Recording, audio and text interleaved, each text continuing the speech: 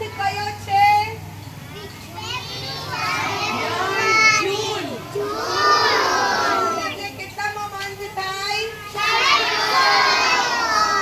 અને સાલ કઈ છે? 2026.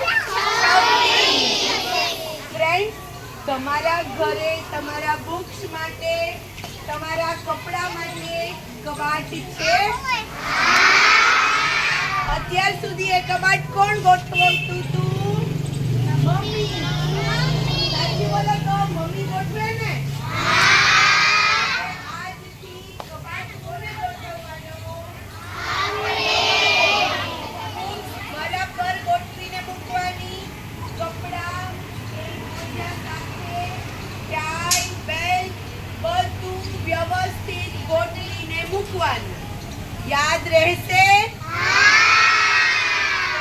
ગુડ બોય છો? તો ગુડ બોય પોતાનું કામ બધું જાતે કરે. કરે કે ના કરે? પ્રોપર બાથિંગ એટલે પછી હોમવર્ક બોલીને સરસ જાતે કરવું.